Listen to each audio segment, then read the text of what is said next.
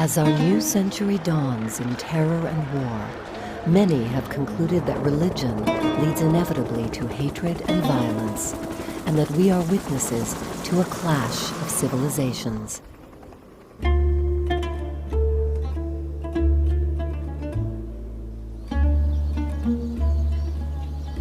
Others, however, dream of that long ago time in Andalusia, Spain, when the city of Cordoba was an oasis of religious tolerance.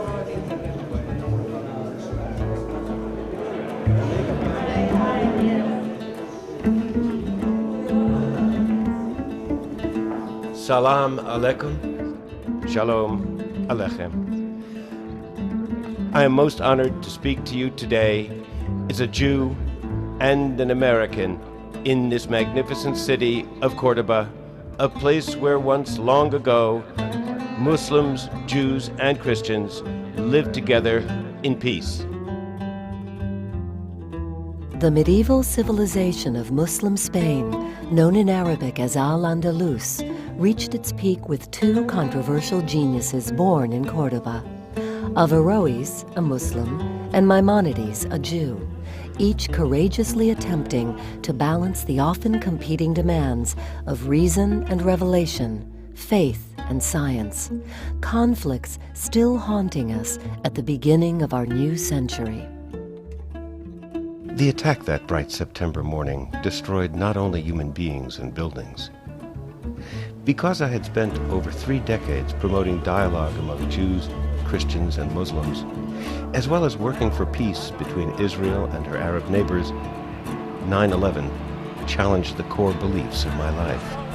Attempting to recover my belief in the possibility of interfaith coexistence, I embarked on a journey retracing the footsteps of Averroes and Maimonides in Spain, Morocco, Paris, Venice, Egypt, Palestine, and Israel.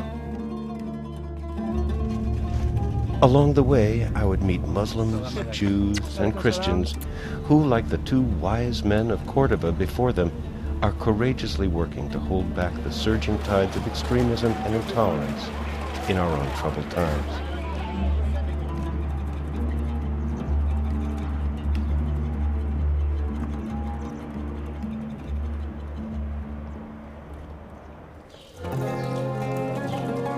In his audio tapes, Osama bin Laden constantly refers to the loss of Muslim control over Al-Andalus, the Arabic name for Spain, as a tragedy. How do you understand his reference to Al-Andalus? Bin Laden uses Al-Andalus as his example of the tragedy of Al-Andalus, but he, of course, understands Al-Andalus in a radically different way from the way that you and I understand it. He doesn't understand Al-Andalus as the land where Muslims, in fact, created a culture of tolerance. Sí, bueno, es una expresión en mi despacho, que es el lugar más íntimo de trabajo y de reflexión de un ministro de Asuntos Exteriores.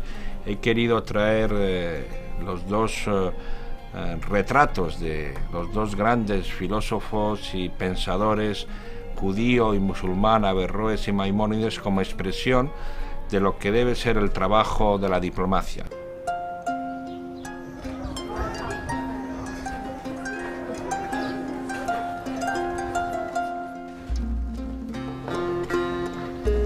Parler de choc des civilisations ou de choc des religions ou de fatalité de la confrontation entre juifs et arabo-musulmans est une escroquerie.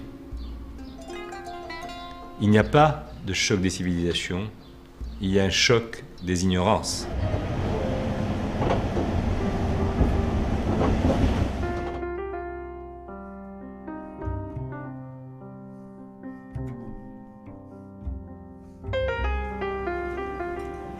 Dans l'histoire, il y a eu des moments de rencontre et que nous avons aujourd'hui à privilégier ces moments-là, à les rappeler pour pouvoir justement dire que le refus de l'autre n'est pas une fatalité. I would say that no figure in Venice probably gives us a better idea of what the real Averroes looked like than this 14th century sculpture of a North African or Egyptian judge of Islamic law, which of course is what Averroes was. But the Venetians dealt with people like this, with their huge official turban, and so such an official with whom the Venetians negotiated is the one who is represented right here. Which again shows the close connection between Venice and the Muslim world. The connection was so close that it is no exaggeration to say that basically the Doge of Venice and the Sultan of Cairo were existential allies.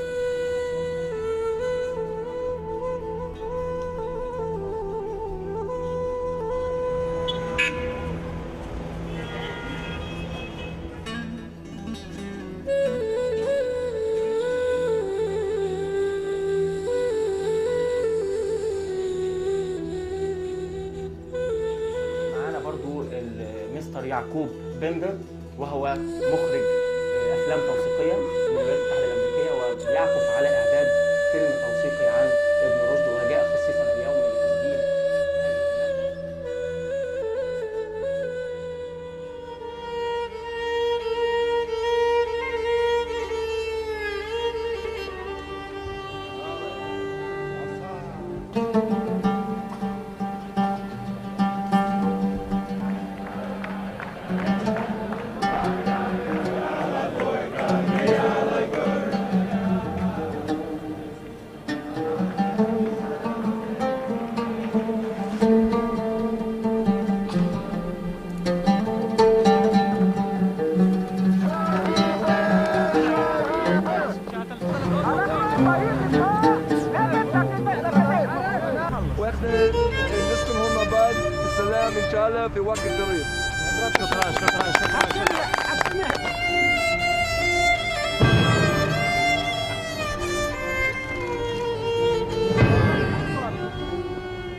After so many false starts and shattered hopes, is peace between Arabs and Jews still possible?